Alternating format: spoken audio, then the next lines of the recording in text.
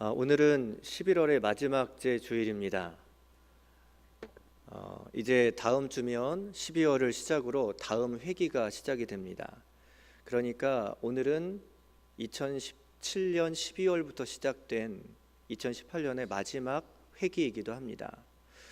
한 해를 결산함으로, 그렇기 때문에 올해를 마지막으로, 이 시간을 마지막으로 다음 주에는 사무총회를 열게 되고, 그렇게 다음 회기를 시작하게 됩니다.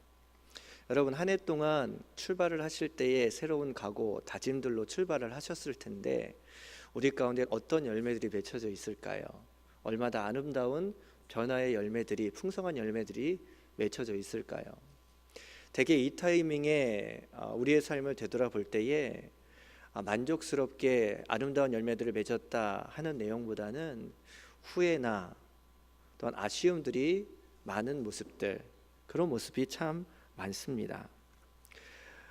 이전에 결단했던 것들, 이전에 다짐했던 것들이 한결같이 지켜지고 행하여졌으면, 생각한 대로 그렇게 살았다면 풍성한 열매가 맺혀졌을 텐데, 그런 모습으로 살지 못했기 때문에 풍성한 열매들이 맺혀지지 못한 경우들이 참 많다라는 거죠. 그래서 아쉽고, 그래서 후회되는 그런 모습들이 있다라는 겁니다.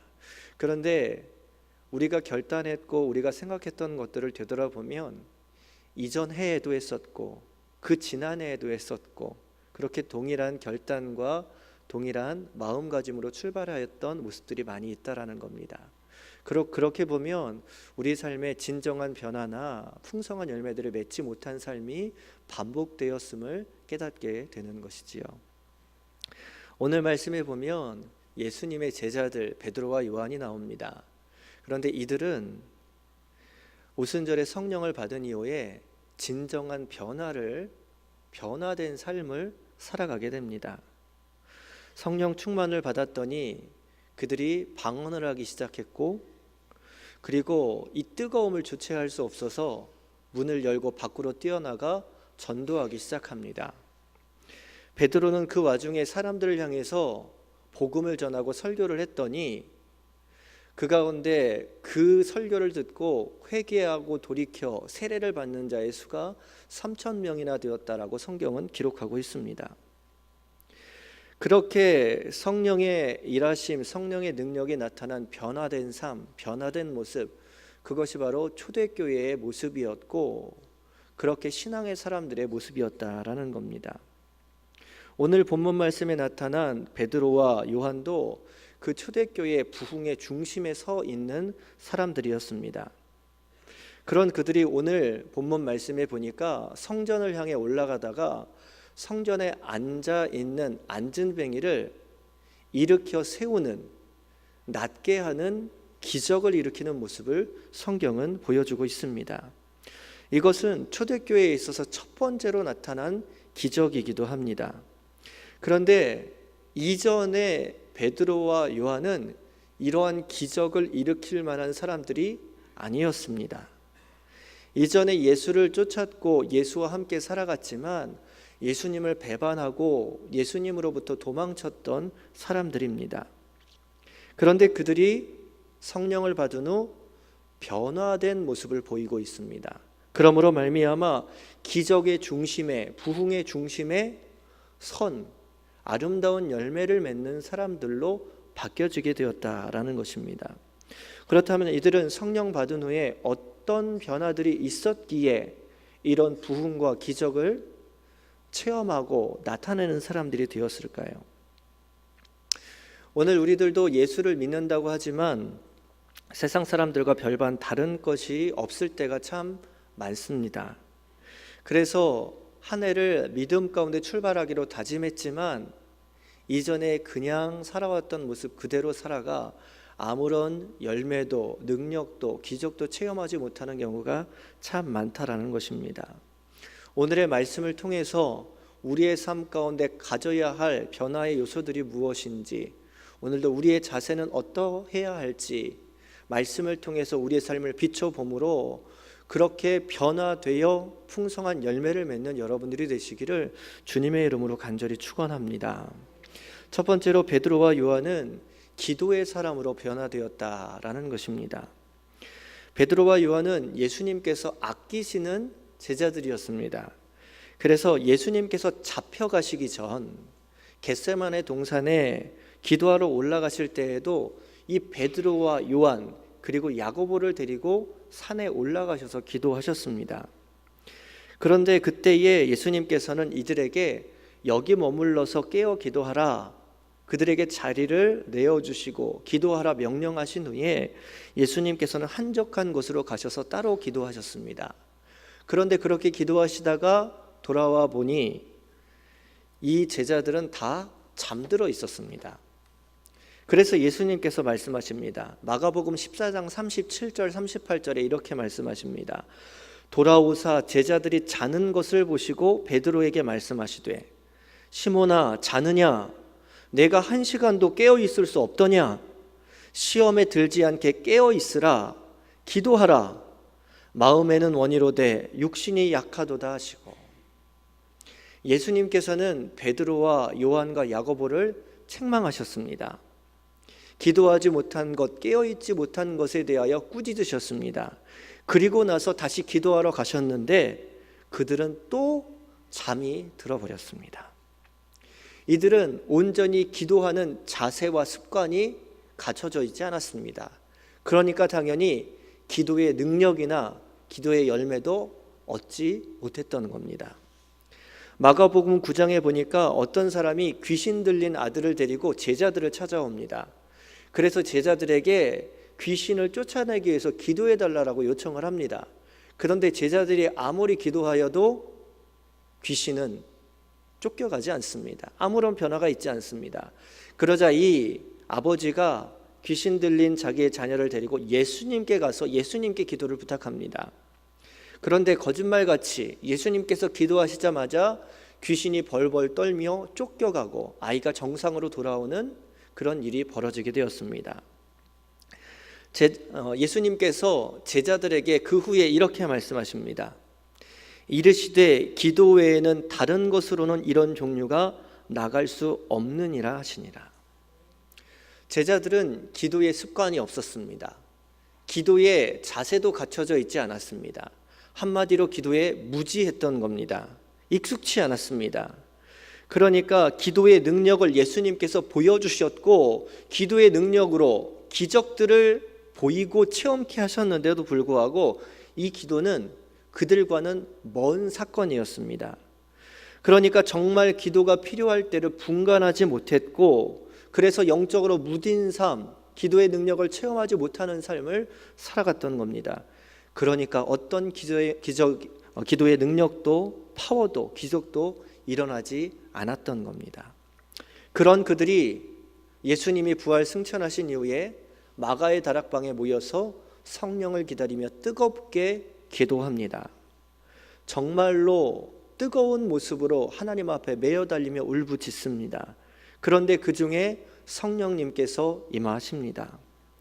그 성령님을 받고 나니까 성령 충만하고 나니까 이제 기도가 예수님께서만 하시는 예수님의 전유물이 아니라 이제 우리에게도 주신 능력이다라는 것을 제자들도 깨닫게 됩니다. 그래서 그들은 기도의 용사로 변화되게 됩니다. 기도하며 복음을 전하니까 사람들이 변화되는 역사가 나타나며 기도하며 설교하니까 그 말씀이 듣는 사람들의 심령에 박혀서 듣는 사람들이 회개하고 돌이키며 세례를 받는 사건들이 나타나게 되었습니다. 그들이 기도의 용사로 변화된 것입니다. 기도의 사람으로 바뀐 것입니다. 오늘도 말씀해 보면 베드로와 요한이 제9시에 기도 시간에 성전에 올라갔다라고 성경은 기록하고 있습니다. 유대인의 관습을 보면 하루에 3번 시간을 정해놓고 하나님께 기도를 했습니다. 그런데 이들은 기도의 습관을 가진 것뿐만이 아니라 하나님 앞에 간절히 기도하는 기도의 중심, 바른 자세를 갖고 있었기에 그 기도 시간은 은혜가 되었고 능력이 되었고 그러므로 말미암아 그들의 삶 가운데 기도의 능력들이 나타나게 되었다라는 것입니다. 구약 성경에는 다니엘이 이 기도의 시간을 철저히 지켰음을 보여주고 있습니다.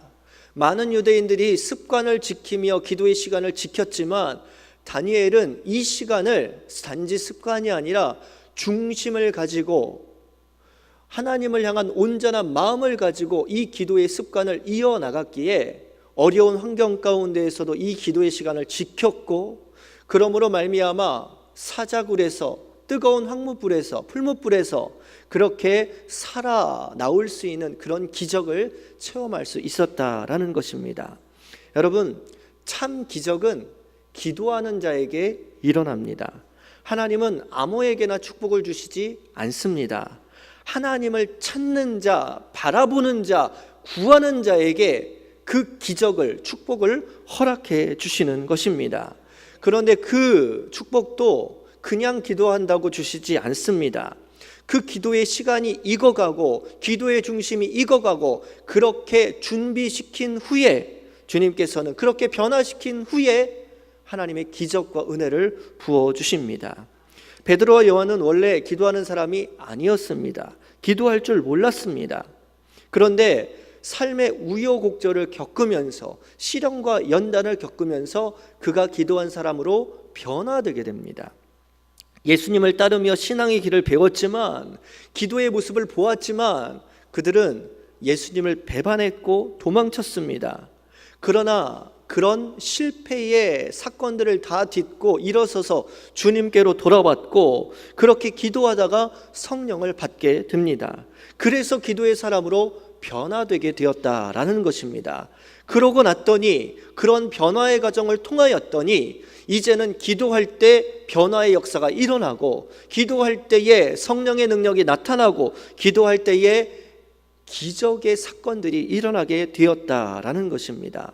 오늘도 기도하러 올라가는 성전에, 그 올라가는 과정 가운데 안진뱅이를 일으키는 놀라운 기적의 사건이 일어났습니다.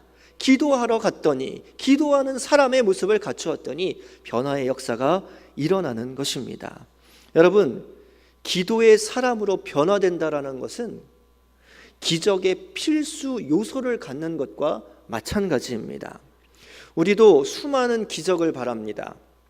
병 나음의 기적, 앞길이 탄탄하게 열리는 기적, 문제가 해결되는 기적, 우리의 앞길이 성공적으로 펼쳐지는 그런 기적들.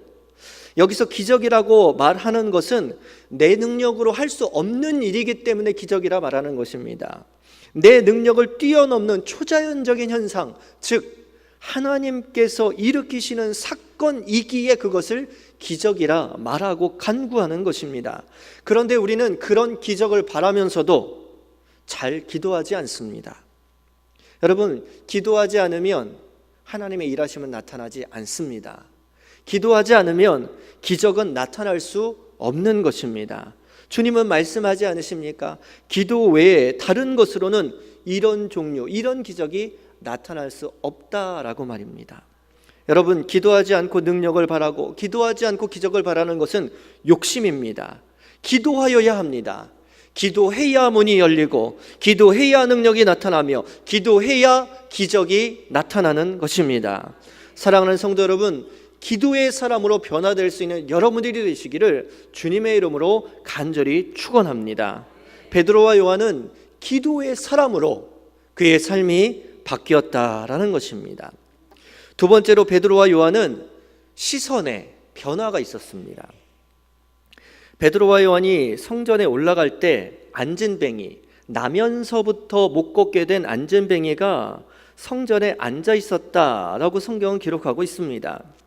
이 안진뱅이는 나면서부터 안진뱅이였기 때문에 그가 살아갈 수 있는 유일한 방법은 성전 문 앞에 앉아서 지나가는 사람을 향해서 구걸하는 것뿐이었습니다. 그랬기 때문에 사람들도 그것을 위해서 아침에 일찍 그를 메어서 그를 그 문에 앉혀주는 것, 그것이 그를 도와주는 방법이었습니다.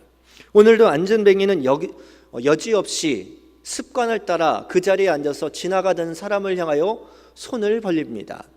베드로와 요한이 지나갈 때에도 그는 익숙한 몸짓과 손짓과 표현으로 구걸하고 있습니다. 도와달라고 하고 있습니다. 그런데 그 도와달라는 그 외침과 그 구걸은 단지 간절하게 도와달라는 그런 표현이 아니라 그냥 일상적인 표현, 습관적인 표현, 기계적인 그런 표현입니다. 어제 구걸했던 것처럼 오늘도 구걸하고 있는 것이고, 어제 지나갔던 사람에 대해서 한 것처럼 오늘도 베드로와 요한을 향해서 그렇게 일상적인 기계적인 모습으로 구걸하고 있는 것입니다.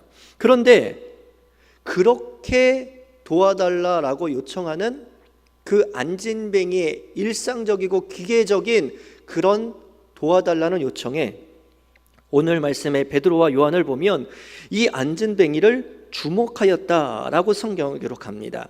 3절입니다. 그가 베드로와 요한이 성전에 들어가려 함을 보고 구걸하거늘. 4절, 베드로가 요한과 더불어 주목하여 이르되 우리를 보라 하니.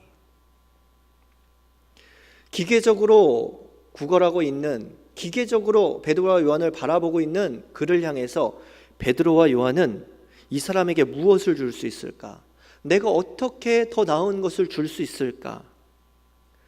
주목하여 보며 그렇게 생각하였다라는 겁니다. 이것은 이타적인 시선입니다. 남을 배려하는 시선입니다. 남을 위한 시선입니다. 이전에 베드로와 요한은 이렇지 않았습니다. 남을 바라볼 때 항상 자기 중심의 시선으로 그렇게 바라보았지, 이타적인 시선으로, 남을 배려하는 시선으로, 주님의 마음을 가진 그런 시선으로 그렇게 바라보지 않았습니다. 마가복음 10장에 보면 사람들이 예수님께 나올 때에 자기의 자녀들을 안수해달라고 데려오는 장면이 있습니다. 어린아이들을 데리고 예수님께 나옵니다. 예수님의 소식을 들어보니까 놀랍게 기적을 베푸시는 분이에요. 이분께 내 아이들을 데리고 와서 안수받게 하면 내 자녀들이 건강하게 자라고 앞길이 탄탄하게 열릴 것 같아요. 예수님께로 그래서 어린아이들을 데리고 나옵니다. 그런데 여러분, 어린아이들은 참 시끄럽습니다. 참 통제가 안 됩니다. 그래서 아이들이 있는 곳은 항상 번잡스럽고 항상 시끄럽고 항상 분주합니다. 그런데 그렇게 아이들을 데리고 나왔더니 제자들이 그 부모들을, 아이들을 꾸짖습니다. 혼냅니다. 그리고 쫓아냅니다. 왜냐하면 시끄럽기 때문입니다. 번잡스럽기 때문입니다. 지금 거룩한 예수님이 거룩한 모습으로 거룩한 말씀을 전하고 거룩한 사역을 하고 계신데 지금 아이들이 시끄럽게 뛰어다니며 조잘거리고 분위기를 깨는 것, 그게 싫은 겁니다. 그러니까 아이들을 데리고 오는 부모님의 마음이 어떠했는지 그거 신경 쓰지 않고요, 시끄러우니까, 번잡스러우니까 그냥 쫓아내버린 겁니다. 제자들이 자기 위주로 생각하니까 부모들의 마음을 헤아리지 못하고 쫓아냈던 거예요. 이 모습을 예수님께서 보시고 마가복음 10장 14절을 보니까 이렇게 말씀하십니다. 노하시며 이르시되 어린아이들이 내게 오는 것을 금하지 말라. 하나님의 나라가 이런 자의 것이니라. 예수님께서 노하시고 호통을 치시면서 제자들에게 말씀하셨다라는 거예요. 이것은 내 중심으로 바라보았던 제자들의 시선과는 전혀 다른 시선이에요. 아이들을 얼마나 사랑했으면 이런 자리에까지 자기의 자녀들을 데려왔을까. 부모들의 마음을 헤아리고 부모들의 그 관점, 그 생각을 이해해 주는 것이 예수님의 마음이었다라는 거예요. 그러나 제자들은 안 그랬어요. 자신들의 관점으로 자기들의 편의대로 모든 것들을 바라보았다는 거죠. 그러니까 그런 시선을 갖고 살아가니까 예수님도 십자가의 길 걷는 그거 그러면 안 되는 거예요. 마태복음 16장 22절에 보니까 베드로가 예수님을 향해서 이렇게 얘기합니다. 예수님께서 고난을 받고 죽임을 당하고 3일 후에 살아날 것이라고 말씀하시자 베드로가 예수님을 꾸짖고 붙드시며 주님, 절대로 그렇게 할 수 없습니다. 그러시면 안 됩니다. 그렇게 예수님을 막아섭니다. 베드로가 예수를 붙들고 항변하여 이르되 주여 그리 마옵소서, 이 일이 결코 죽게 미치지 아니하리이다. 철저히 자기 위주입니다. 예수님께서 자신을 반석으로 삼아서 교회를 세우시고 내가 땅에서 매면 천국에서도 매이고 땅에서 풀면 하늘에서도 풀릴 것이다 그렇게 축복하셨는데 그 예수님이 지금 죽으신다라는 거예요. 예수님 죽으시면 안 돼요. 예수님 축복 주신다고 하셨는데 그 예수님이 살아계셔야 예수님의 말씀하셨던 축복 내가 얻거든요. 베드로는 축복을 바라고 지금 예수님 쫓아왔는데 그 예수님이 지금 3일 만에 죽으셨다가 3일 만에 살아나신대요. 말도 안 되는 얘기를, 지금 있어서는 안 될 일을 예수님께서 말씀하시는 거예요. 내 위주로 바라보니까, 자기 위주의 시선으로 있으니까 예수님은 절대로 그러시면 안 되는 거예요. 그러니까 예수님을 막아섰다라는 거죠. 베드로, 예수님의 제자들이 다 이런 시선을 갖고 있었습니다. 그런데 그들이 성령을 받았습니다. 그래서 변화되었습니다. 이제는 내 욕심을 사는 것이 아니라 주님을 위하여 살게 됩니다. 내 중심의 눈을 가지고 세상을 바라보는 것이 아니라 주님의 눈을 가지고 세상을 바라보며 남의 어려움에 마음을 두는 이타적인 시선을 갖게 됩니다. 그러니까 성전 미문에 앉아있는 안진뱅이가 기계적으로 습관적으로 자기를 바라보며 도움을 요청할 때에 그것을 그냥 지나칠 수 없는 겁니다. 예수의 마음이 있으니까, 이타적인 시선이 있으니까 그를 향해서 도와주고자 하는 마음이, 행동이 표출되게 된 것이에요.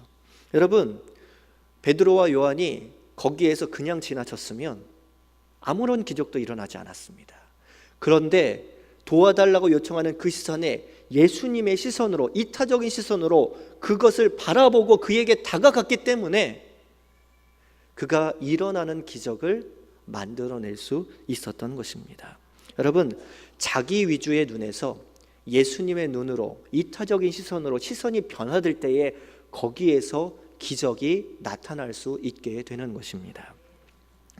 우리나라에서 주한 미국 대사로 있었던 제임스 레인이라는 분이 있습니다. 1993년부터 1997년까지 주한 미국 대사로 우리나라에 계셨던 분입니다. 원래 이분은 에모리 대학이라는 신학대학의 신학부 교수였습니다. 그가 집에서 학교까지 가는 거리가, 출퇴근하는 거리가 그렇게 멀지 않아서 운동할 겸 걷거나 자전거를 타고 그 길을 항상 지나쳐 갔다라고 합니다. 그런데 가는 길에 잘 사는 부촌이 있었다고 그래요. 그런데 어느 집 앞에는 항상 초라한 이 나이 드신 노인분 한 분이 혼자 항상 앉아 있는 겁니다. 며칠을 지나다니면서 보니까 너무 쓸쓸해 보이고 외로워 보이는 거예요. 그래서 오고 가면서 말벗이 되어드리고, 또 집에 어려운 것이 있으면 도와드리기도 하고, 미국에서는 집에 잔디를 안 깎으면 벌금을 내는데 그 잔디를 깎아주기도 하고, 그렇게 2년 동안 교제를 하게 되었습니다.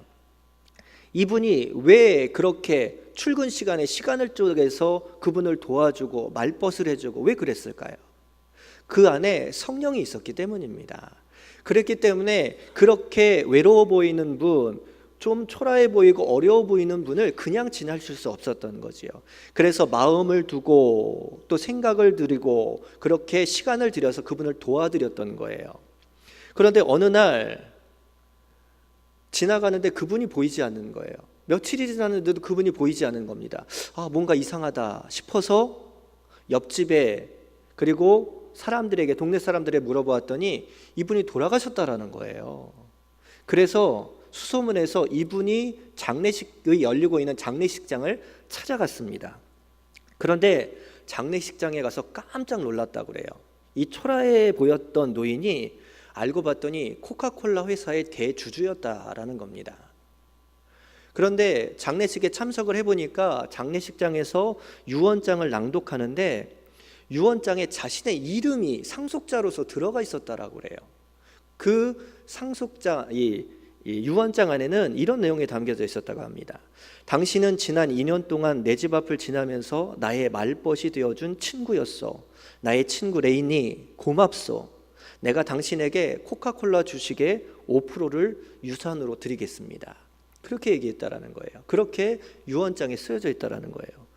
여러분, 코카콜라가 굉장히 큰 회사입니다. 거기에 주식의 5%가 우리나라 돈으로 500억 원이라고 합니다. 그러니까 500억 원의 이 상속을 레이니가 받게 된 거예요. 여러분, 이게 실화라고 그래요. 500억 원을 받아들고 이 레이니가 이 돈을 어떻게 할까 고민을 하다가 자기가 다니는 에모리 대학교, 일하고 있는 에모리 대학교에 전부를 기부했다고 합니다. 그러니까 에모리 대학에서는 이 레이니 교수를 총장으로 세워주었고, 그래서 16년 동안 에모리 대학의 총장으로 그렇게 일하게 되었다고 그래요.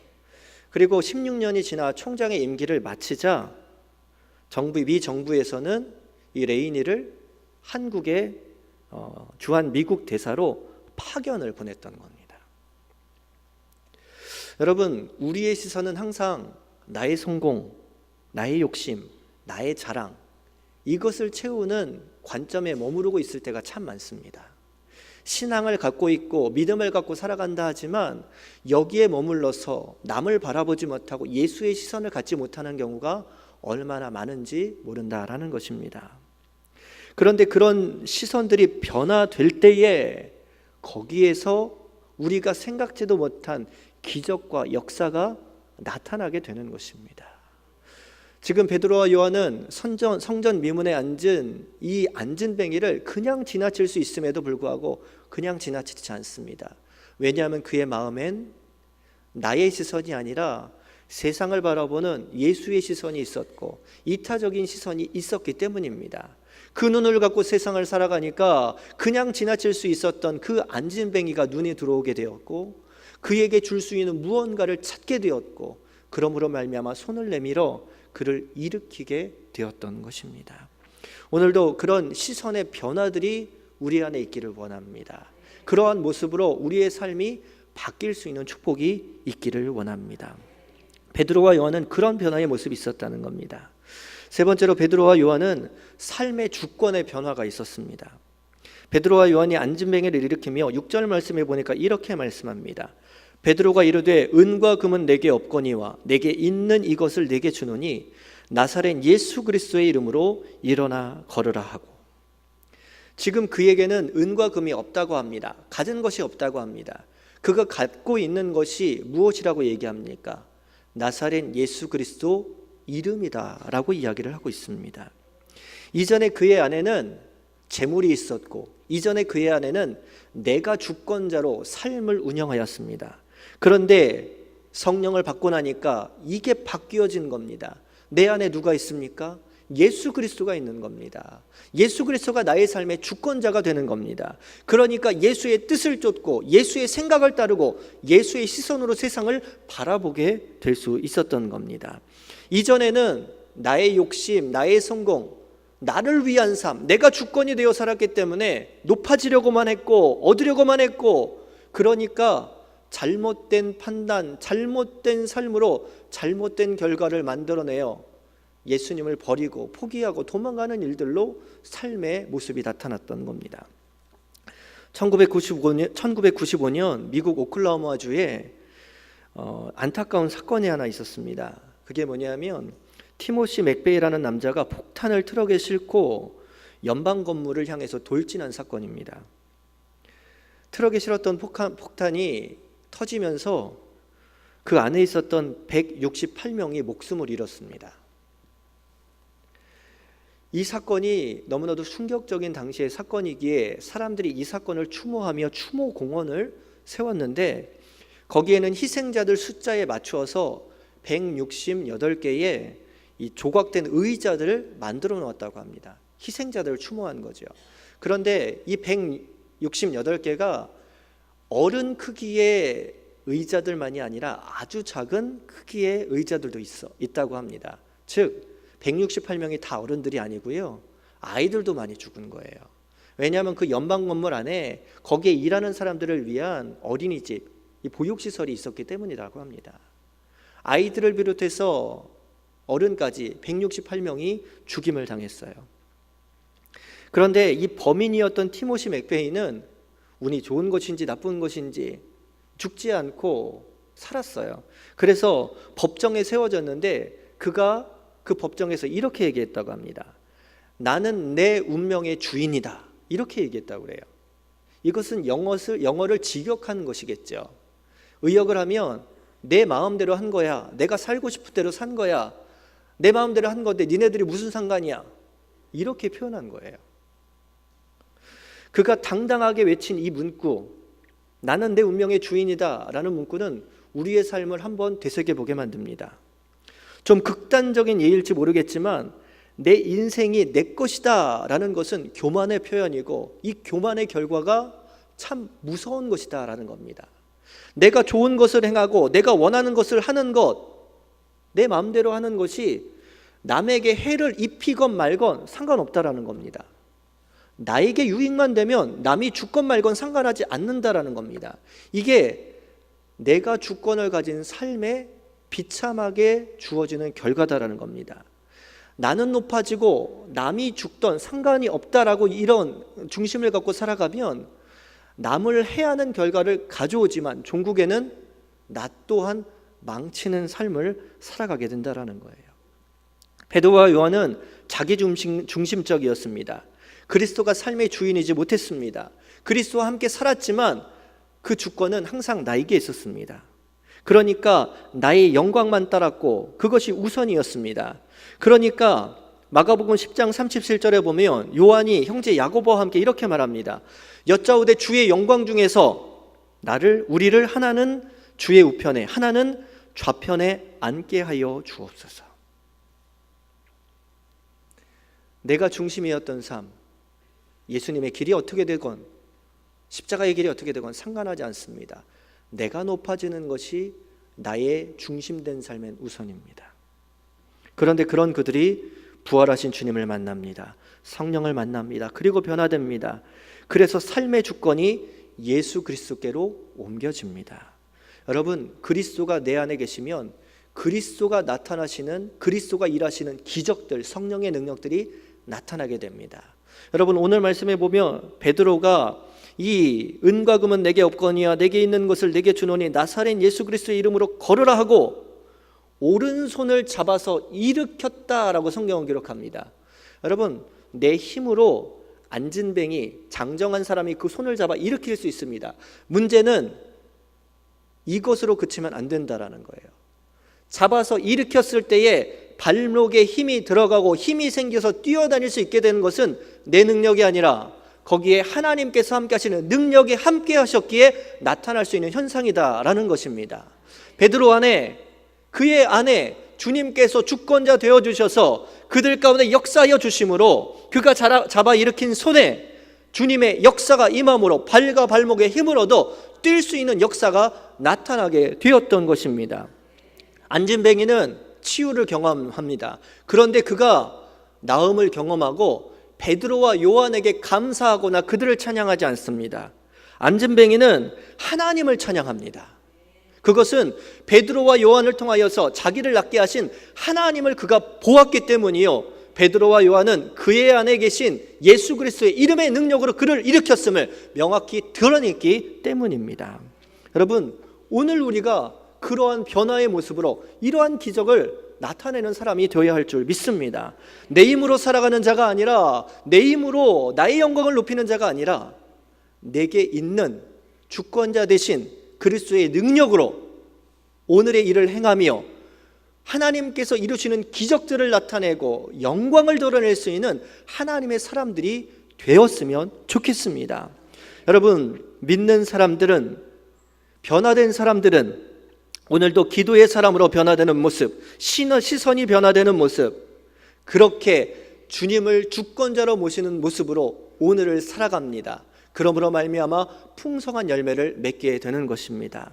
오늘도 여러분들 삶 가운데 어떠한 열매를 한 해 동안 맺으셨습니까?